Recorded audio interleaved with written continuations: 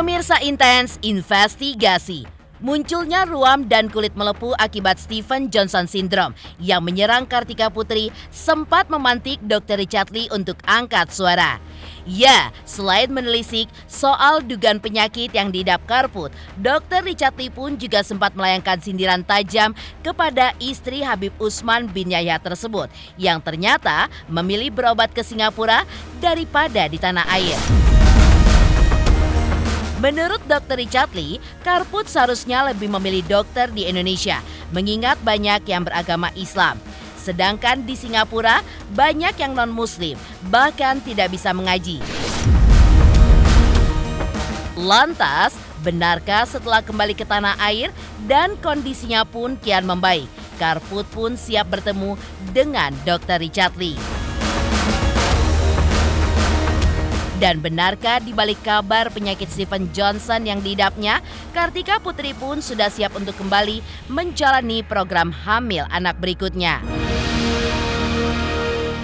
Pemirsa, bersama Intens Investigasi, kami hadirkan kabar terkini, terpercaya, dan teraktual. Tetapi sebelumnya, jangan lupa untuk like, subscribe, dan juga share channel YouTube ini.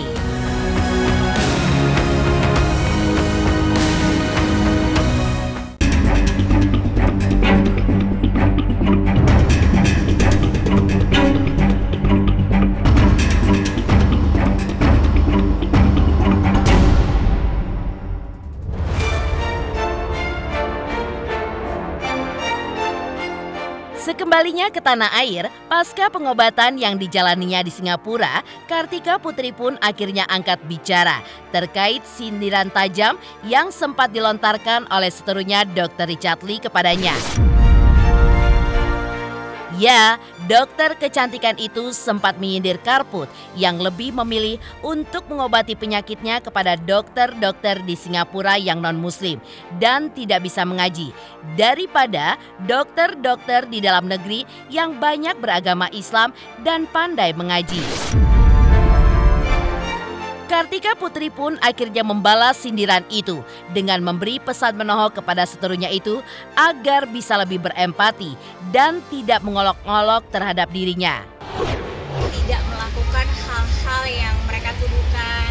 Yang kemarin viral juga mereka yang viralin, dan rasanya itu hak pribadi aku dalam memilih, hak pribadi aku dalam menilai standar apapun itu kan hak pribadi aku gitu. Belajar bertoleransi adanya perbedaan, nggak mau diambil pusing, nggak mau diambil baper, karena itu tadi, kalau orang berilmu pasti, orang yang berpendidikan pasti akan bisa menghargai, menghormati pendapat orang lain yang berbeda, dan pasti berempati ketika orang lain diuji dengan penyakit. Lucu sih, aku ngeliatnya sedih, miris, karena kan dia backgroundnya seorang dokter. Harusnya seorang dokter itu kan disumpah untuk memiliki rasa kemanusiaan yang tinggi, rasa empati yang tinggi, bukan malah ada orang sakit diperolok.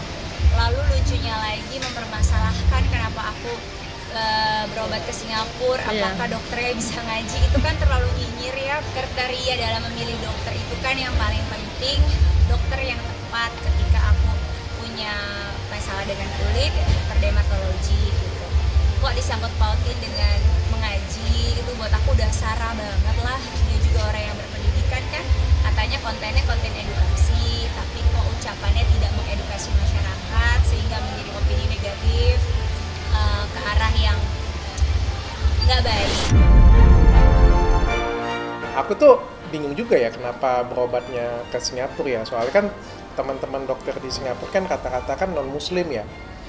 Ya kan, kan banyak yang di Indonesia dokter-dokter yang pinter ngaji gitu. Kenapa nggak dokter-dokter di Indonesia aja dipilihnya? Apalagi kan kemarin kan beliau kan juga ngomongnya pilih pemimpin yang pinter ngaji kan. Ya apa? Kenapa harus nggak dokter juga cari yang pinter ngaji gitu kan? Dokter Indonesia jago-jago, pinter-pinter. Jago-jago kok, pinter-pinter. Pinter, belum sudah pinter medikalnya.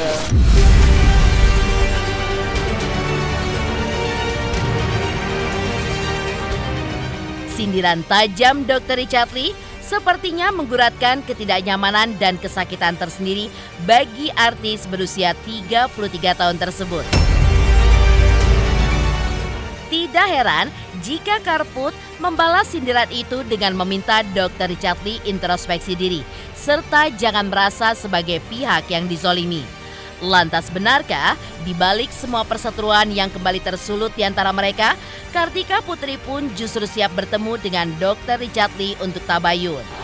Perbedaan dan juga apa yang aku minta, balik lagi gitu, aku gak merasa melakukan hal yang menzalimi orang lain. Meminta seorang muslim mengaji itu bukan sesuatu hal yang hina, bukan sesuatu hal yang buruk. Justru buat aku sebagai seorang muslim wajib untuk mengaji. Makanya sedih kalau seandainya ada orang yang tidak paham arti mengaji, memperolok ngaji dan malah buat aku alhamdulillah kalau dibilang duta ngaji ya alhamdulillah. Kalau dia sakit hati pernah ditangkap oleh polisi, jangan sakit hatinya sama aku. Dia juga harus introspeksi diri kenapa aku melaporkan dia pada saat itu. Dan yang kedua, dia 2 kali ditangkap paksa oleh polisi itu atas laporan kepolisian sendiri atau LPA, bukan atas laporan aku.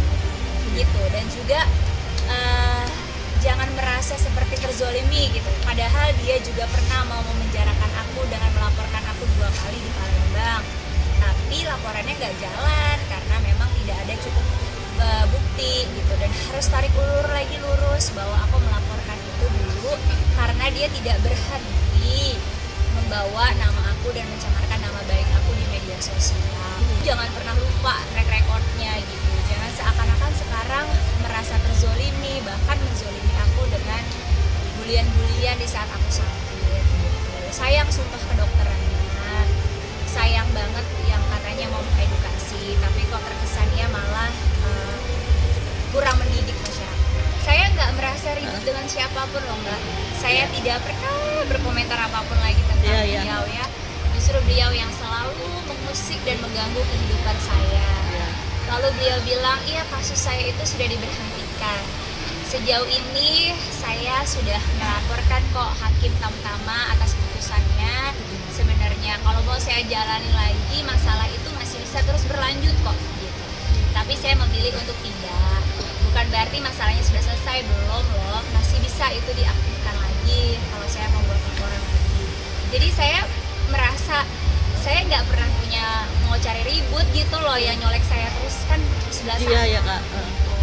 Saya nggak pernah ganggu kehidupan pribadi dia, saya nggak pernah mengikut campurin dia lagi viral, dia lagi berantem sama siapa, saya nggak pernah mengganggu, saya nggak pernah komentar atau saya menunggangi atau bahkan saya mengambil kesempatan dalam kesulitan, saya nggak pernah. Jadi kalaupun seandainya dia merasa ada masalah yang belum selesai sama saya berlapang hati kok untuk ayo kita ketemu bertabayun.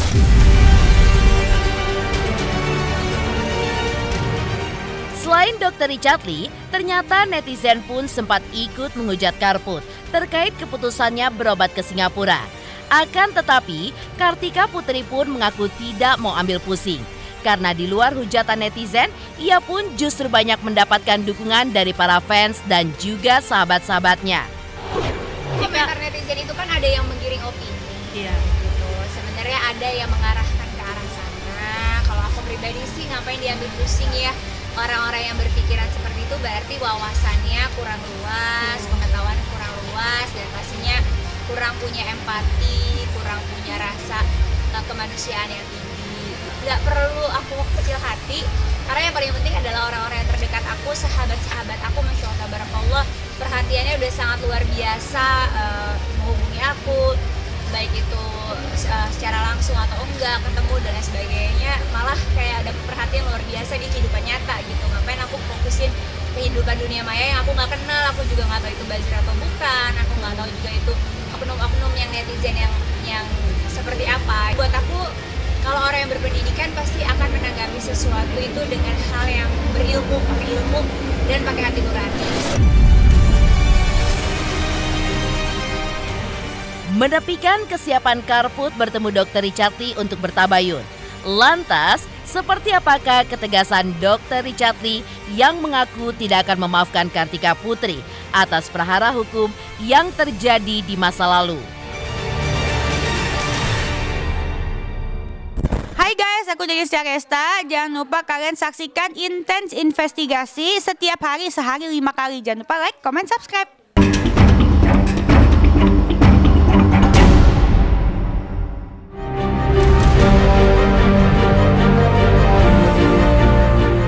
Di sisi lain, perseteruan panasnya dengan Karput di masa lalu diam-diam ternyata masih begitu memateri di hati Dr. Richard Lee.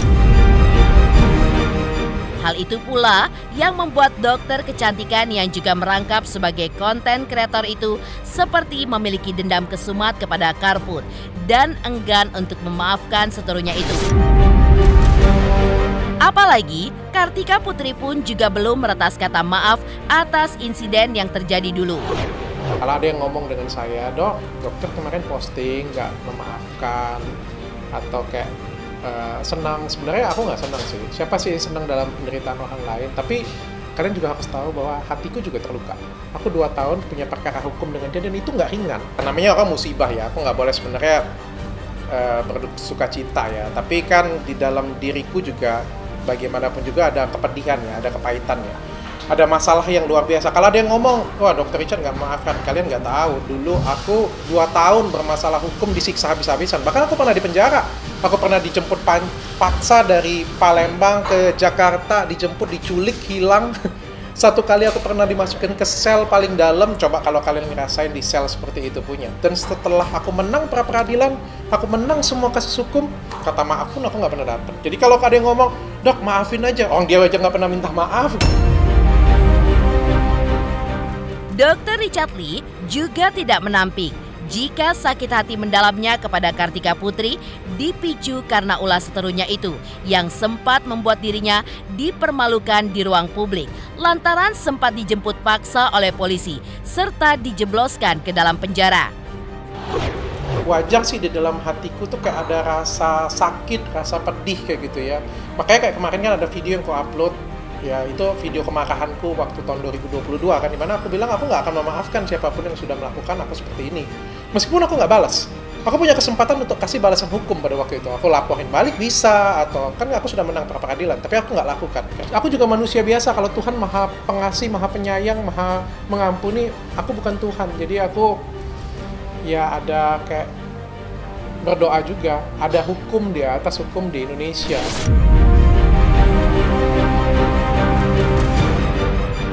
Lantas benarkah di balik gonjang-ganjing penyakit Steven Johnson yang diidapnya, Kartika Putri pun justru sudah siap kembali untuk menjalani program hamil anak berikutnya? Halo, aku Judika. Jangan lupa saksikan Intens Investigasi 5 kali dalam sehari hanya di YouTube Intens.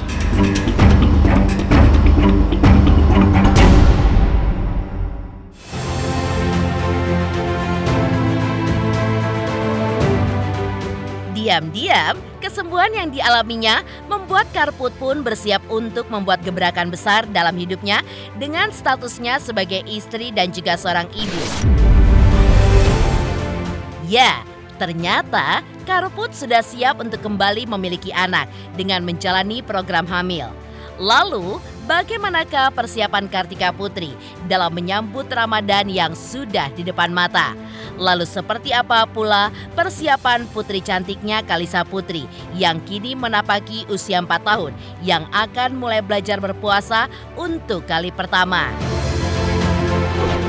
Persiapan puasa sama aja sih, paling kalau puasa mudah-mudahan Allah izinin sampai di bulan suci Ramadan, mudah-mudahan Ramadan ini Allah kasih umur. Kalisa insya Allah tahun ini belajar puasa pertama, mudah-mudahan nggak batal karena dia udah semangat. Dia udah tahu karena kan udah ngeliat kita yang puasa, kenapa nggak boleh makan, kenapa nggak boleh minum, biar apa. Terus kita kasih tahu sepemahaman dia gitu. Akhirnya dia bilang, ibu puasa ya. Dia tanyain semua satu rumah, kakak puasa, mbak puasa, semua puasa. Akhirnya dia, Kalisa juga mau puasa di ibu gitu. Aduh deg-degan deh gitu. Biasa celotehannya dia kan, aduh ibu Kalisa kuat nggak ya? Aduh ibu Kalisa deg-degan banget nih gitu. Dan dia selalu nanya berapa hari lagi sih puasa, berapa hari lagi sih gitu. Jadi sudah mengajarkan kecintaan dia terhadap Ramadan, karena bulan Ramadan adalah bulan yang paling Allah sukai. Maka kita juga sebagai umat muslim harus menyukai bulan Ramadan. Makanya aku nanemin itu juga ke Kalisa. Reward nggak Kak? Kalau aku sih enggak sih, sebenarnya aku nggak janjiin hadiah apa dan apa gitu, karena dia aja udah paham. Jadi aku nggak harus janjiin hadiah apa, dia udah ngerti kayak kalau puasa dapat pahala ibu banyak gitu. Dia tahu kalau dia dapat pahala, insya Allah nanti dia dikasih mainan gitu. Jadi dia tahu bahwa mainan dari yang kita kasih itu sebenarnya dari Allah, lewatnya lewat ibu abahnya atau lewat orang lain.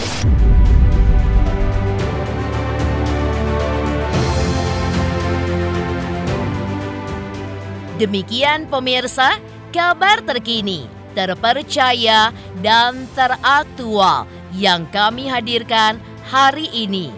Jangan lupa saksikan terus Intens Investigasi setiap hari Senin sampai dengan Jumat. Tayang 5 kali sehari, yaitu pada pukul 11 siang, 12 siang, 3 sore, 5 sore, dan 6 sore. Dan Sabtu tayang 3 kali sehari pukul 11 siang, 3 sore, dan 6 sore. Tentunya hanya di YouTube channel. Dan pastikan jangan lupa untuk like, subscribe, share, dan juga komen channel Intens Investigasi.